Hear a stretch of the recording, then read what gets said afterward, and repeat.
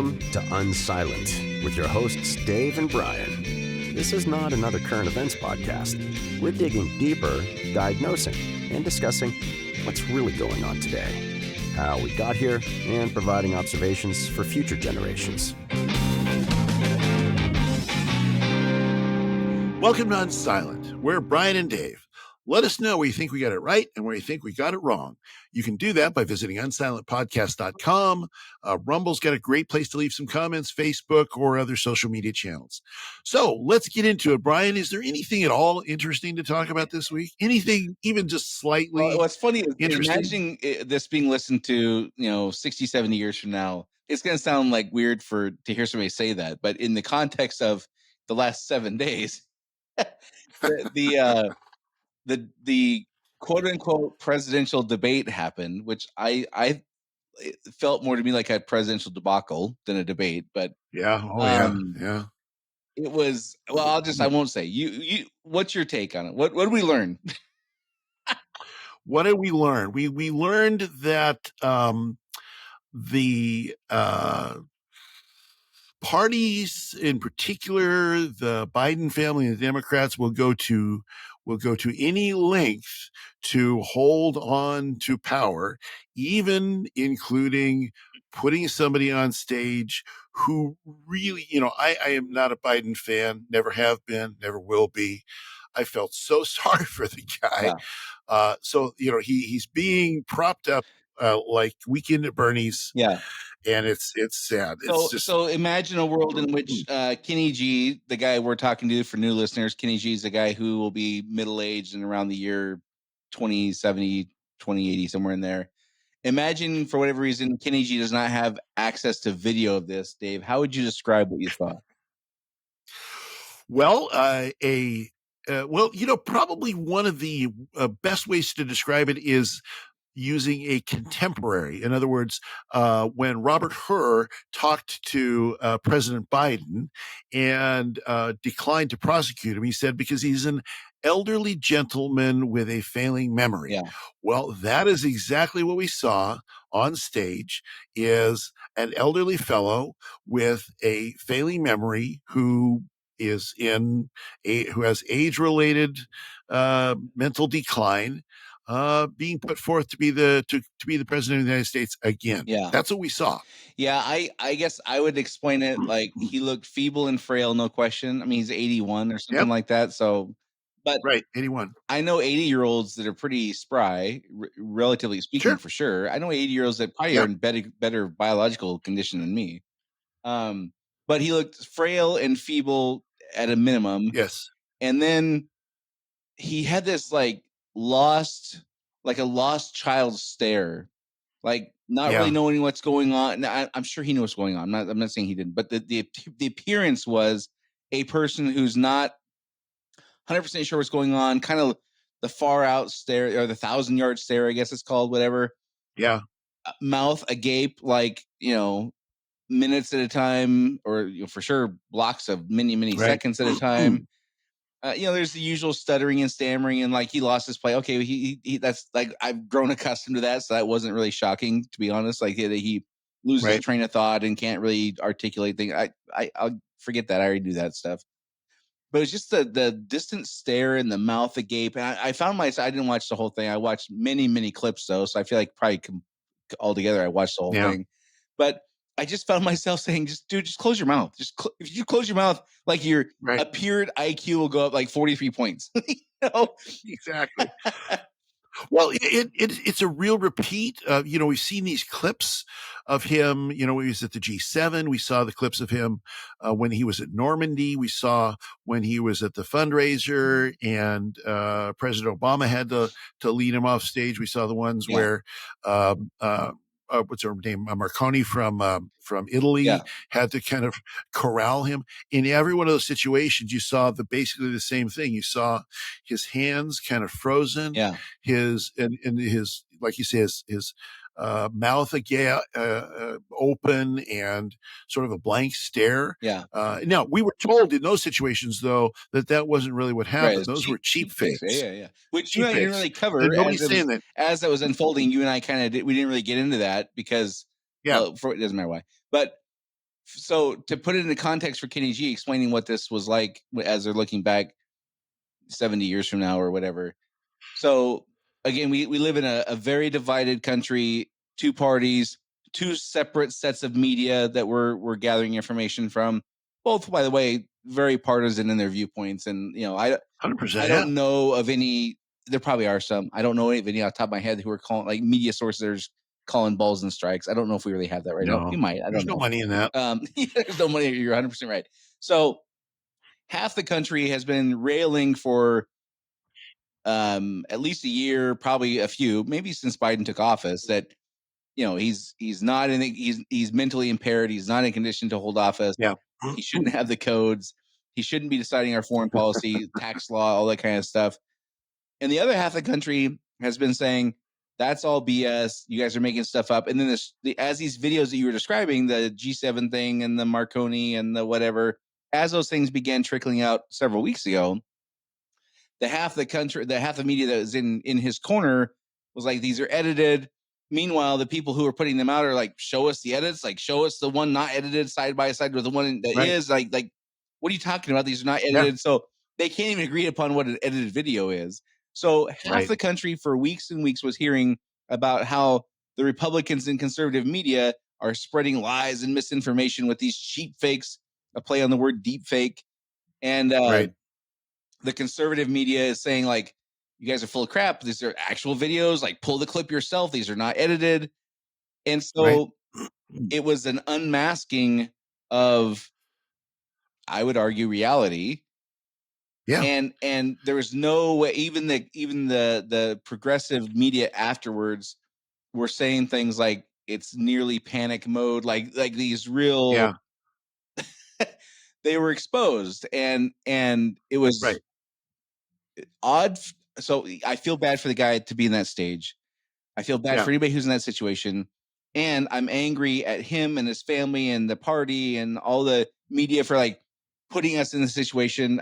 It's hard to even contemplate the consequences that could come from something like that. Forget this guy, Right. forget him, putting a person in that role who's not fit, like the consequences could be like massive, right? And so, not getting wrapped up in that. So angry at all those folks. And then just wondering to myself, how do they think this was going to go?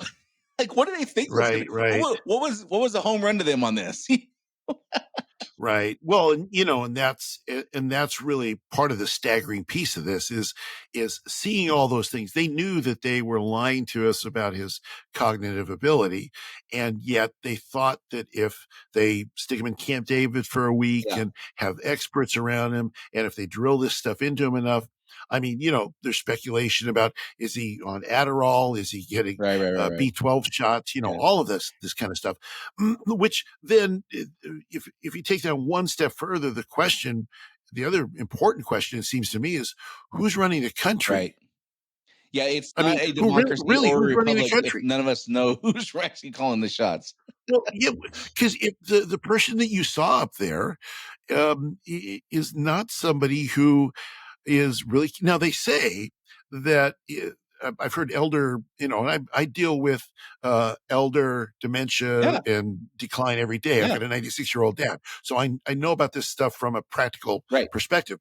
And the question, or one of the presuppositions that people say is, well, when you get to a certain age, you have these sunset periods. Right. So you've got a period during the day when you're okay, and so like the people have speculated, well, for him it's like 10 to 4. Right. 10 to 4, he's not too bad. Yeah. That's when he gave his follow-up speech the next day or a couple days later, he seemed relatively coherent. Yeah.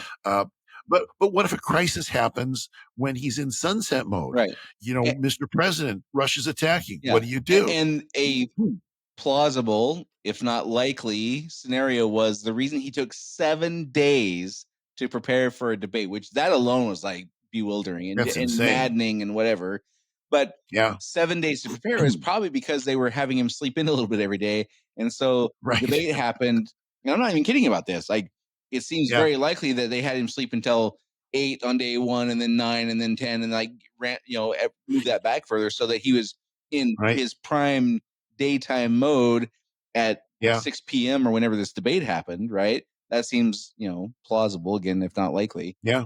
And it really illustrates how far our society, our governance, our structure, our belief systems and things have altered from the government being here to serve the people to now the party is who has to be served above all, above Right. country, above citizens, above your fellow man, all that, all altruistic things, all the way down to details.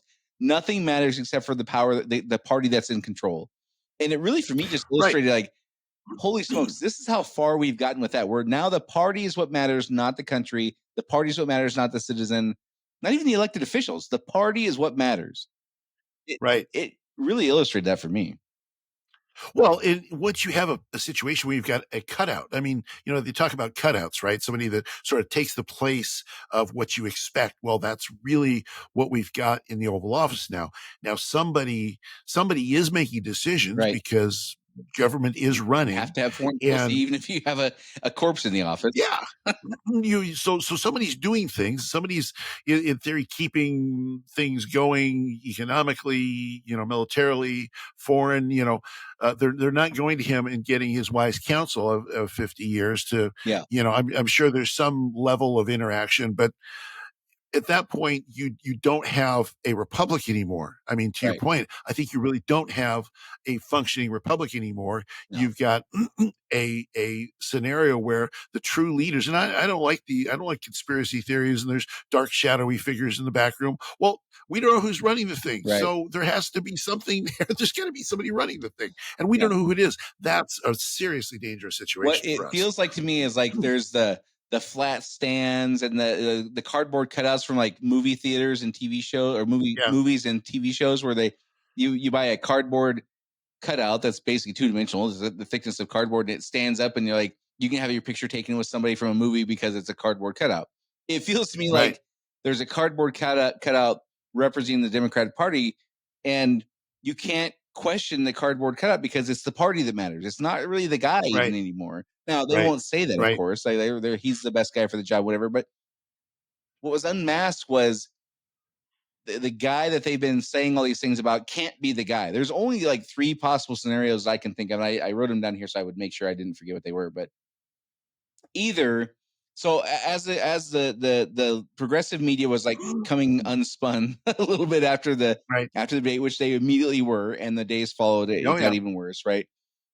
Either they were truly shocked and thought just a few weeks ago, like 3 weeks ago, that he was good, and they saw that and they're like, "Holy smokes, our sources have been wrong."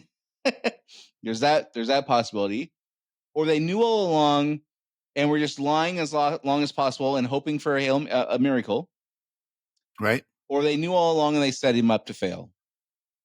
Yeah. The only other, I guess I think about the only other possibility is he just had a bad day. Yeah, well, which is on the fringe. It's physically possible that might be the case, but no. And another way to spin, I think your second point there would be to say all we got to do is get him through the election, and then we are in power and we remain in power, and whatever happens after that doesn't matter. So it's the most cynical view, and I believe it's probably the right view. Yeah, there's theories going on that, so what's happening now, again, to give context to Kenny G, is the Democratic Party is going through a bit of a kerfuffle, not much different than the Republican Party has been going through for quite a while, honestly, where half the party is saying Joe's our guy, we got to go with him, it's too late, there's there's monetary, legal, other obstacles, that's just we're too late in the game, he's got to be our guy. And the other half is saying no, he's got to go, that guy can't win, or can't govern. I don't know which it is. Maybe it's both. Maybe it's one or the other. Whatever it is. But there's a split happening there where they're having their own kind of internal things.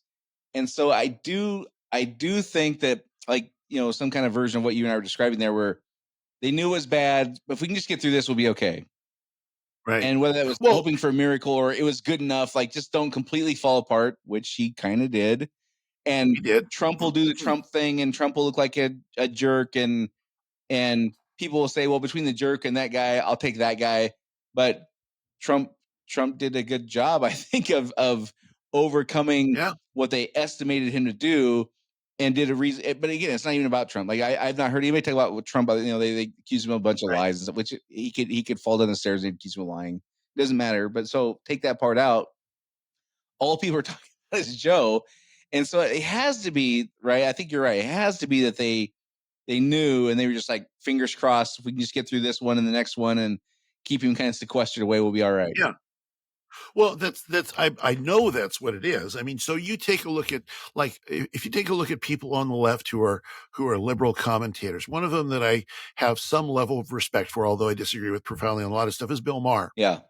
Bill Maher, he famously, in my opinion, said just recently, well, I'll vote for Biden's head in a jar of blue liquid if that's what it takes to defeat Donald Trump. Right.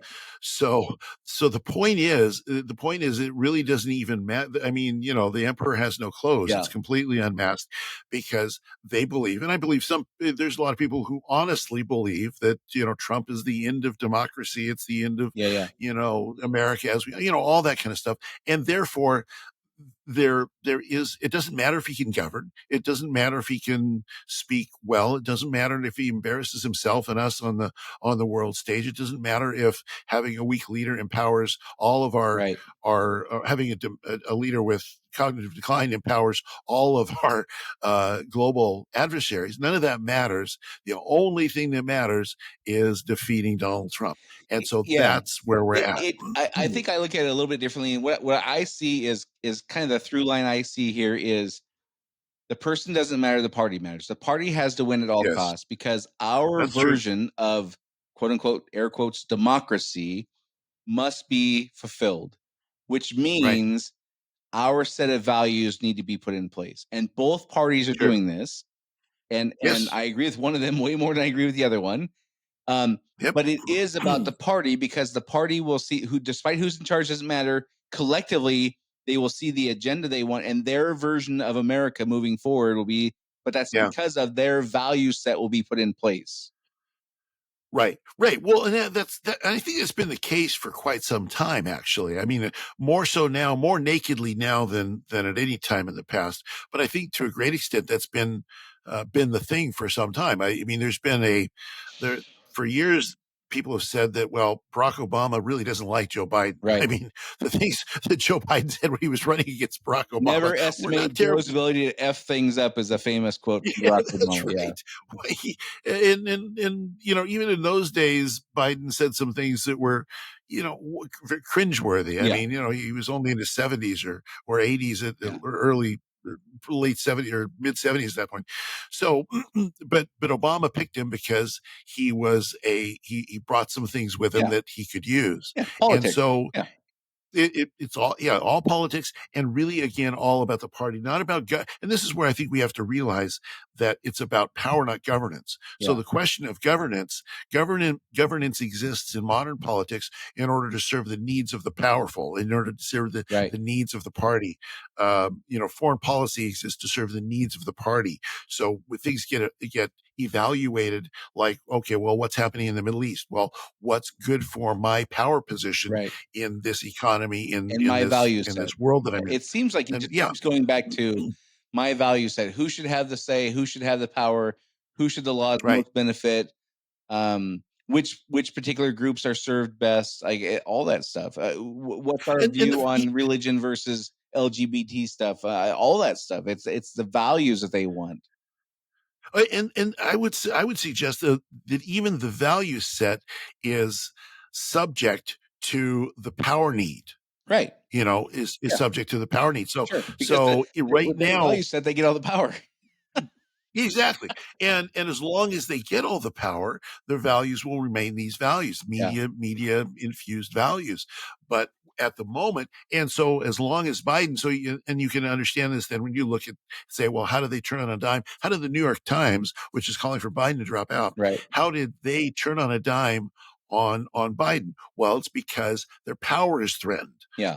And so therefore, it's not like, well, poor Joe, he's not doing very well. It's their power is threatened. If they could, get them across the line without that, they'd still do it. I read an interesting bit of an article. I didn't read the whole thing because I don't have a subscription to whatever thing this is, but the gist of it was the civil war in the progressive side of the Democrat Party right now is Biden has the allegiance, if you will, of the party, and Obama has the allegiance of the media.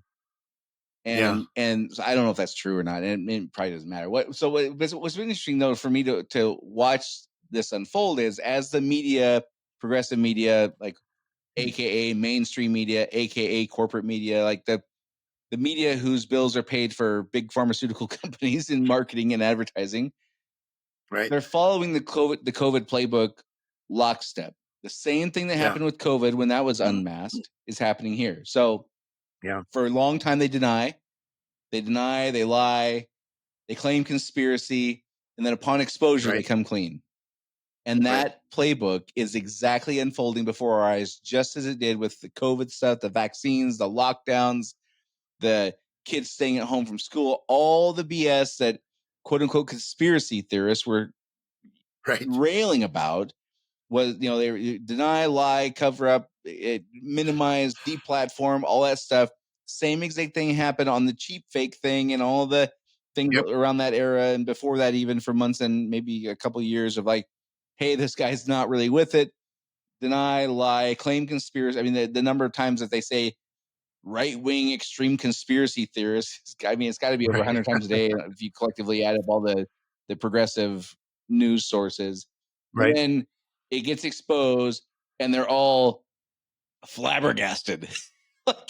And I don't know if I think some of them really are like really legitimately surprised, but I think most of them are just, it's a show. I think most of them are just like, okay, we can't even spin this. We got to just be like, holy crap, we're really in this. Like, I think that's what happened.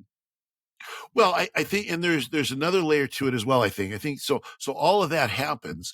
Now, also the other thing that happens is when these things get exposed, it's like, the New York Times and all these other people, we're bringing it to the forefront because this is now an issue. Well, what wasn't it an issue? No, 6 months ago. No, it was. Well, no, that wasn't an issue. That was an issue over at WAPO. That was an issue in LA Times. So the position of public righteousness never changes, even when you're caught. So here's another example of that exact same thing. So during the last election cycle, 51 or 58 or some odd security experts, big names, 51, came out and said that the Hunter Biden laptop, it's got all the earmarks of a Russian disinformation campaign. And now, they're caught, and so I think it was Clapper was said, well, what do you say now that well, it was still no. Well, notice even the now language they use though. They didn't say it is Russian disinformation. It has all the earmarks of. So they gave themselves plausible deniability, which is a requirement. There's always a little bit of plausible deniability, but you'll notice it's never, in you take COVID, in science, there's always new information. It isn't, well, we were wrong about this whole thing the entire time. It's, new data has come to light. There's never any recognition of the normal process. So you and I, if I say, bro, Brian, you're an idiot because you're doing this thing, and you say, I'm not doing this thing, and then later on you say, oh, I guess I was doing this thing. You're like, oh, well, I shouldn't have done that. That was, you and I as human beings, normal human beings, we have normal human interactions. I can't say, well, new data has come to light. It turns out I was doing that thing. That's right. So you can't blame me because I'm just as righteous as I always was. I was righteous then. I'm as righteous now.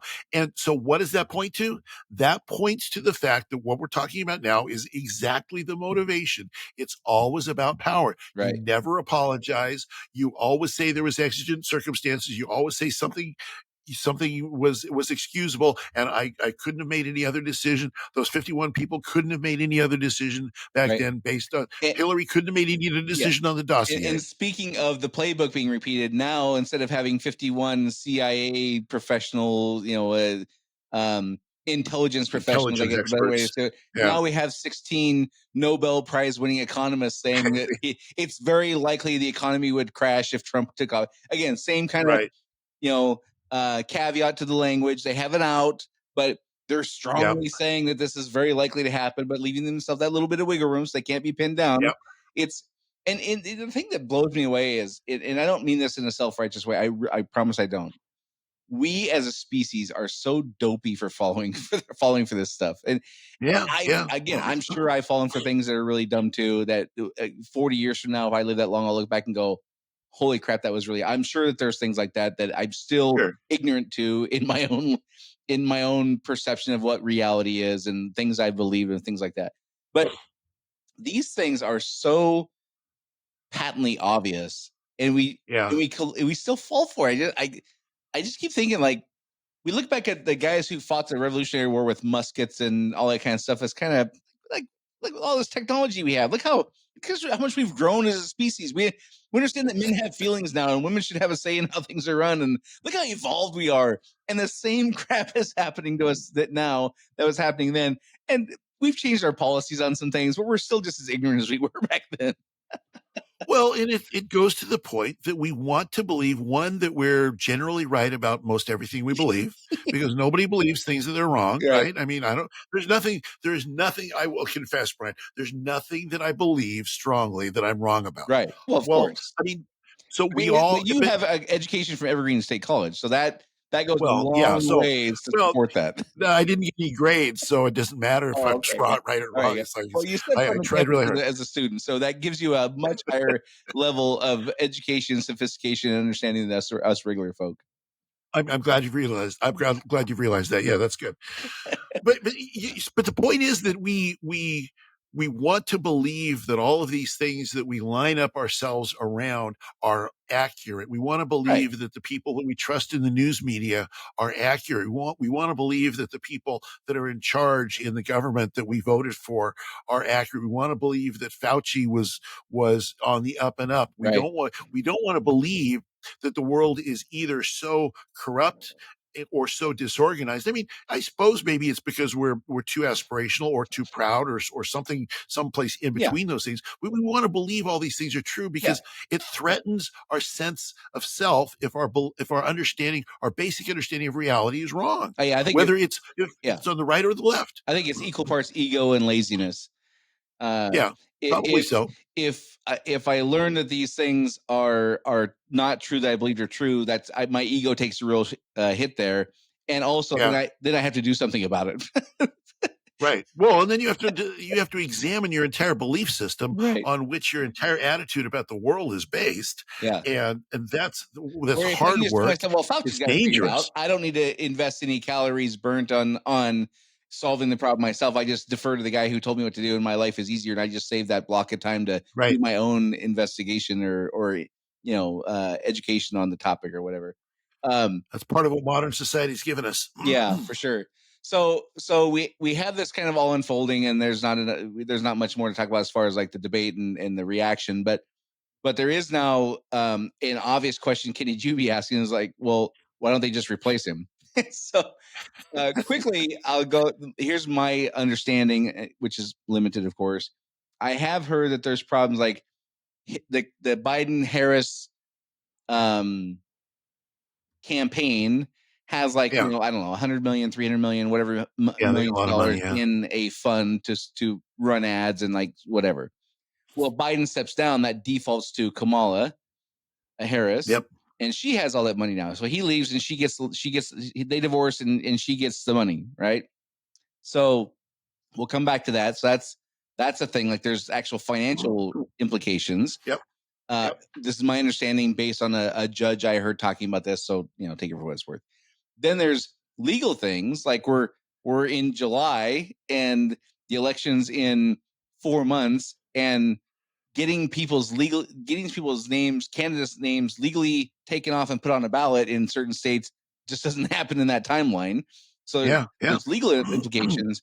But then there's also this situation that's kind of unfolded, which is there's two sides of the same coin. One is a guy like Gavin Newsom, his name's being thrown around a lot. Yeah. Gretchen Whitmer, J.D. Pritzker, there's names like that. But if you have aspirations to be the president, why would you step into this mess and become the also ran? That would not be good for them. But also then on the flip side of that, if they did step into that, how could you build a campaign in 90-ish days or 120-ish days that would compete with the absolute locomotive that is the Trump campaign. And I don't mean that. I don't mean that in a personal way. Like, I love the guy and he's fantastic. I don't mean all that. I mean just mean he's got a lot of momentum going. And how do you overcome that in 120 days? Right. Well, yeah, there are all those practical considerations, and then there's the consideration of who replaces Biden that quickly to run. I mean, you could potentially, yes, Kamala, if Biden said, "Yeah, I want to step down," then she would jump in. Everybody would get behind her. Would they though? Whether she could beat Trump or well, I mean, what other choice do they have? What other choice would they have? They got nothing else. You know, the people that have the real talent on their side wouldn't have a chance because you'd have a fight between, for instance, Newsom and Harris. You know, you can't ditch you can't ditch a historic candidacy, the first black woman running for president. You can't do that. It's just that party certainly can't do it. I don't know that either party could, honestly, but no, I don't think either party could. Party cannot run on progressive things like we're going to elevate BIPOC people and then also say, yeah, but we want the straight white guy from California to be president. Right. Yeah, exactly. That's pretty tough to do. Yeah, so you wouldn't be able to do that. You've got the money situation. I mean, Biden's not going to step down. I mean, why would Biden step down? I mean, why would he? He's ridden this gravy train that's paid him and his family millions and millions of dollars over the decades. I mean, you know, what's his wife going to go back to teaching at community college? I mean, that's you know, what's the Hunter theory going to do? most often is it's not really Joe. That Joe, you know, presumably is not calling the shots on a lot of this stuff, right? And so on the governance side, he's got a whole mob of people making decisions. But it's really his wife, Jill, who has grown very accustomed to the lifestyle of being the first lady and very reluctant to give that up. Yeah. Never mind the precedent that's been set now on charging former presidents with crimes. And like it or not, there seems to be ample evidence enough to certainly go to court and try the Biden family on different kinds of charges that range from taking money from foreign countries and not registering properly as the right what's the FARA registration, all that kind of. Oh yeah, a foreign agent, foreign registered agent. There's a wide range of things that there's millions and millions and millions of dollars have gone through like many shell companies. There's just like this. There's like this shell game going on with money and like there's. My point is, I'm not saying if that's all stuff is true or not. I wouldn't know, but there's certainly enough to chase. And now that we've opened the door that former presidents can be charged for stuff like that, well, now that's on the table where it wasn't before. So leaving power doesn't, I imagine, not appealing for any of them for a wide variety of reasons. No, and so it's not going to happen. I mean, I hesitate to make predictions, but I can't see any way in the short period of time that's left that he decides that Joe and his family decide where I'm going to step down and I'm going to endorse Kamala and she's going to run. I mean, outside of a health event or outside of a 25th Amendment kind of scenario where the cabinet all gets together and says, Joe, you got to go. You're not capable of doing this anymore, which sets up its own set of fights that, you know, they just don't have time. Ohio isn't it? Oh, I think it's Ohio that comes first. And so they've got like 40 days before, and, you know, and given how razor thin the election is anyway, they can't afford for that to be in question because people will just stay home. If they're confused, they'll just stay home. Yeah. And, you know, the Trump people come out, the Biden people won't. Right. There you go. End of story. Even if they don't pull the trigger on anything in the next, 30 days, which they would have to your point about having to have time to get names on ballots and stuff like that. Even if they don't do that, Biden stays on the ticket, win or lose, doesn't matter. Looking forward to the next presidential cycle, you have the heir apparent, which is Kamala Harris, which the reason I'm citing this because I think it's important or helpful for Kenny G to understand how guys like you and I are seeing what's happening with this whole DEI thing, right? So I grew up in a world where we were aspiring to put content of character, effort, natural skills and abilities, all those things as the utmost to determine who should be successful.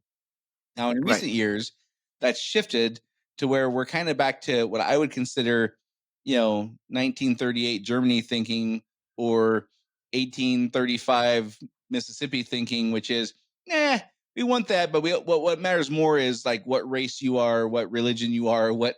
Now I can see that going backwards. There's lots of folks who half the country presumably doesn't agree with me, which is fine. But for me, sitting here and watching how you had this real push in its values change from we want to people who put the most effort in are the most talented, take advantage of those talents and skills, and put the most effort in and create the better mousetrap, all that kind of stuff. Those people should be successful. As I grew up, now it's but if you're a person of color, you go to the front of the line. And watching this thing with Kamala Harris unfold to me has been a real life illustration of why putting ethnicity and those kinds of things above abilities, talent, desire, drive, all those kinds of things is putting diversity above excellence, in my opinion, is a short-term thought. Excellence above diversity would be a longer-term thought. It feels to me like this is kind of playing out in real time before my eyes, like illustrating my point. Well, yeah, it is. And it goes to the simplest thing in the world is to sell something on packaging. The hardest thing to sell to do in the world is to sell something on merit. Right. So, and this is essentially in a media world, this is essentially what you end up with. You end up with a world where everything is all about the exterior packaging. So it's the new and improved. It looks good. It checks all the boxes, et cetera.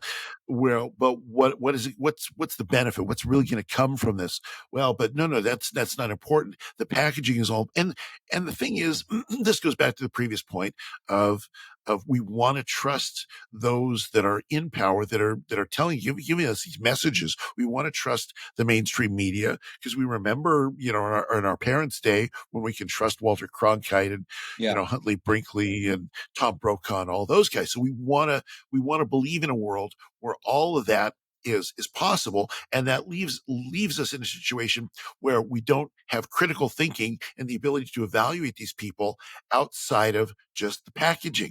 And that's what all of this is. That's what we have with her. Yeah.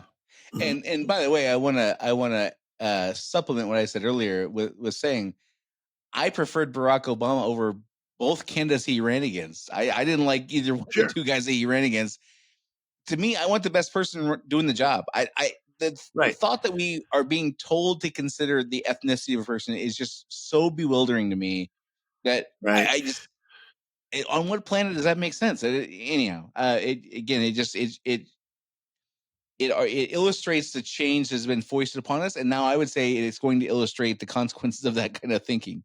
Now, if you and I, guys like us, are looked back on in 70 years as being those barbarians who had that crazy thinking, I guess I'll be illustrating that point. And then people who are look back at and say, well, yeah, of course that's right, because we've kind of grown out of that. They're going to wonder, what the hell kind of world do you live in that this DEI thing would have even popped up in the first place?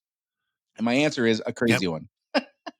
Exactly. So we've been talking a lot about how the what we're seeing is how the party has become the priority over country, over global circumstances, over the citizens of the people who are being governed and who are supposedly supposed to send their representatives. Now we don't send the representatives, we send bosses, basically.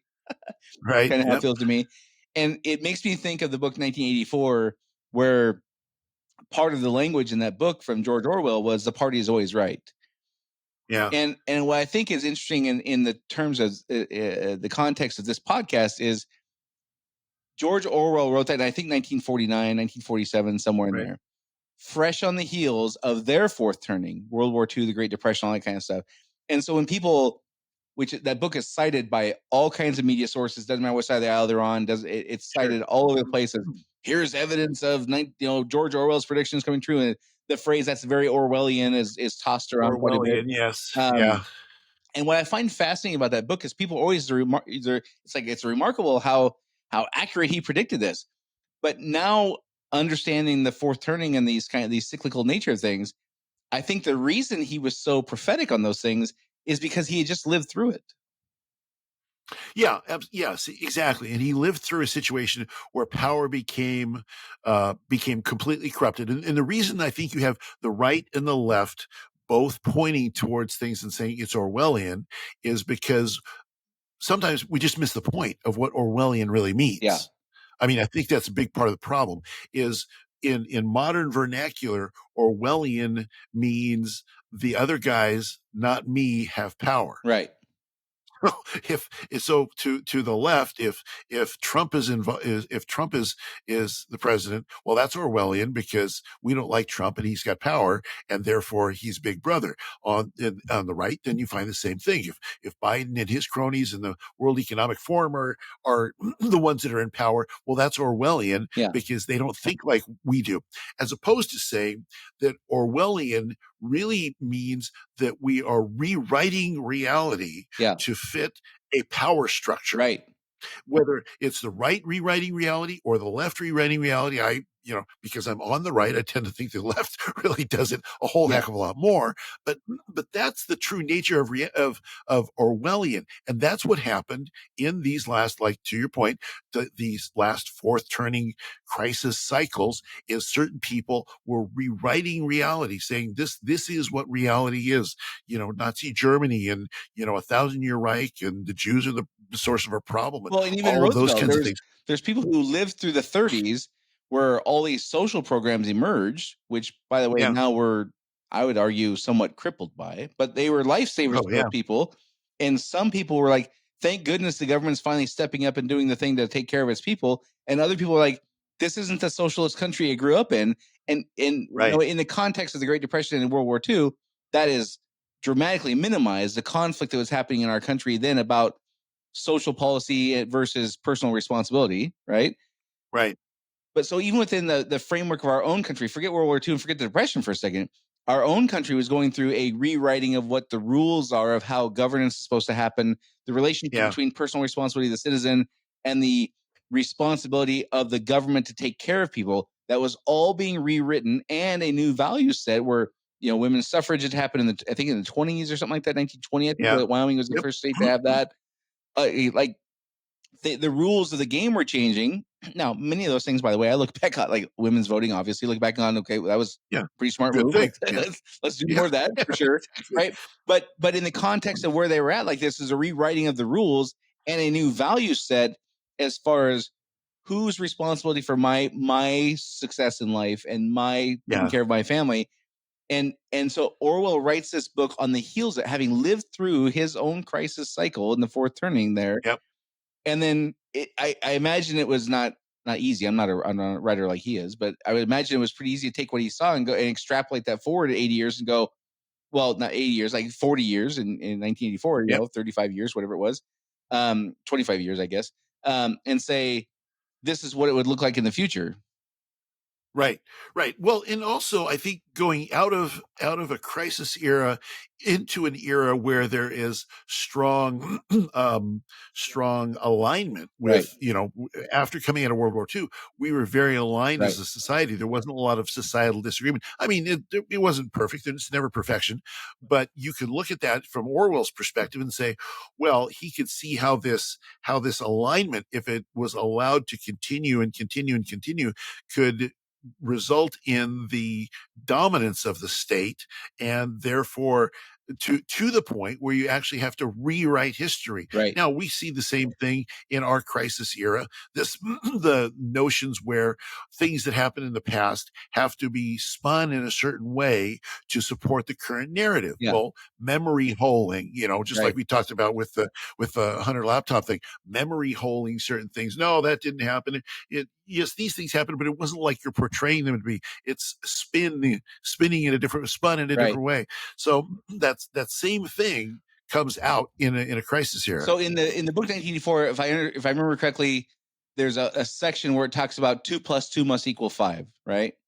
Right. Okay. And conservative folks, I lean more conservative than 20 years ago. I would have considered myself much more liberal than I'm perceived to be now because the line has shifted. But the version for you and I is a man can't just decide they're a woman one day. That's 2 + 2 equals 5, right? What do you think is the best illustration in today of how the progressive folks see the 2 + 2 equals 5 coming from the conservative side of the aisle? So how do they think? Well, I think a man can't become a woman. What's their version of that 2 + 2 equals 5? Do you think? it seems to me that if you take a look at any of the traditional values, for instance, whether you take a look at life, the right to life, Yeah. as I think that's part of it. It's like, well, you're oppressing. I mean, the whole leftist project is based on who's oppressing whom, Right. right? So the life discussion is one of, well, Yeah. males are oppressing women. The discussion of, merit is another one that's very similar to that, Yeah. just like we were talking about. Well, you're just trying to oppress, Yeah. the minority folks that aren't doing. So you take any of those types of things, you overlay the oppression matrix on top of it, Yep. and that's their 2 + 2 = 5. Yeah. So the abortion one I think would be, I think I can articulate this in the right way, but so their version of 2 + 2 = 5 would be, you're calling it abortion, I'm calling it women's reproductive rights. And Choice, you're yeah, spinning reproductive rights and taking my 2 + 2 = 4, women's equal reproductive rights, and making it 2 + right. 5 and corrupting that to make it sound like you're murdering a child. Exactly. You're spinning it. Yes, Yeah. exactly. You're spinning Right. it just to support your own narrative. And it's what matters. What Right. matters is the person that was oppressed, and women, have had less power throughout all of human Yep. history than men have. Well, so therefore you're oppressing the women by pointing to this thing, life, instead of the woman's right to choose. Well, I think that a helpful thing for Kenny G to understand is, it's going to often, like, really, really often feel like, when we talk about the party is always right, it's gonna feel like how um how that manifests in real life is, the other party thinks they're always right, and I know what reality is, and they're trying to convince me of a new reality. But I think Right. it's more, the party has become more, the serving the party trumps serving the government, the citizen, Yeah. the outcomes. All that becomes secondary to the party, and it doesn't matter which side of the aisle is.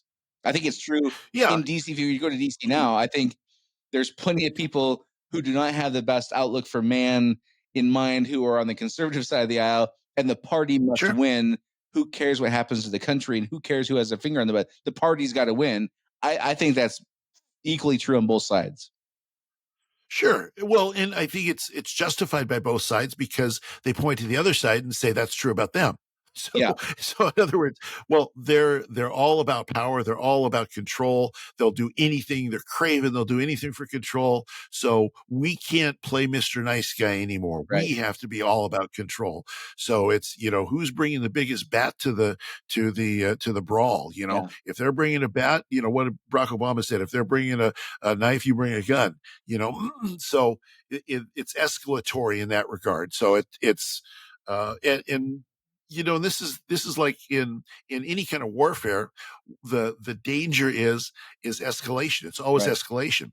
So you start off in having a discussion between two people, and there's a disagreement, and it escalates and it escalates and it Right. escalates, and then somebody throws a punch, and then somebody stabs you. Yeah. So that's where we're at right now. Yeah, I going back to you remind me of something. Going back to the media reaction, we spent a lot of time talking about the progressive media and they're kind of, we're nearing panic mode kind of thing. The conservative side is like doing victory laps, and the whole Sure. time I'm sitting there watching. I'm like, there's something to be said for being validated. I get that part, but doing this Sure. victory lap as if, okay, well, we dodged a bullet there. Now all these great things are going to happen. And I'm sitting there thinking, it's going to get way worse before it gets better. And I hate to have that Right. mindset, but I do feel like what you just said is true, where things are going to continue escalating, and there might be kind of a reprieve here as everyone kind of digests what happened last week, which was significant. I mean, I don't know, 80, Yeah. 20 million people watched a presidential debate or whatever. It was a Yeah. large number of people. And the polling afterwards, I forgot to mention this. I would not have predicted this. I would have predicted that going in the debate, nobody would change their mind because everybody knew who these players were. And that did not Yeah. happen. People did change their minds because Right. it was such a bad Right. performance by Biden. But there's this victory lap kind of thing going on. I'm sitting there thinking, man, this is a validation I get, but this does not mean that like it's all going to be great from here, like by any stretch. Well, no. They're going to have to ratchet up Well, the pressure. Well, and it goes back to something that you said often on this podcast, that they wouldn't really go that far, would they? Right. So where you're at right now is, okay, so here's where we're at. Well, here's their range of options given the norms. Yeah. Well, this is not in the range of options because that's not normal. Yeah. They wouldn't go there. Well, yeah, if you close out, I mean, I'm not saying that you should ever roll over and give up, but if you close out all the normal ways that people would behave, and they see no option, then yeah, they're going to take a next step beyond where they would have done that before. And then you're going to be like, well, if they're going to do that, Hatfields and McCoys, Barbarians and it's going to Romans, just, people living just in gonna keep going. 1933 Germany. The history is full of times people go, they wouldn't do that. And then they do that. Right. And then that justifies me doing my thing. And then we're right back to the same old story you and I talk about all the time. Well, and that's exactly why the whole victory lap, we won thing is so counterproductive. Right. Instead of this, the smart power players would be like, well, your guy's not in good shape, and our guy is our guy. How can we come up with a scenario where we change the system so that we don't end up in this place again, all of us together? How can we have a discussion where we're not left in this kind of situation in the future? That would be the smart thing to do, because then it's like we're taking our angst and our worry and our concern about the future, and we're not pointing it in a way that says, well, yeah, you destroyed our chances, we're just going to destroy you utterly.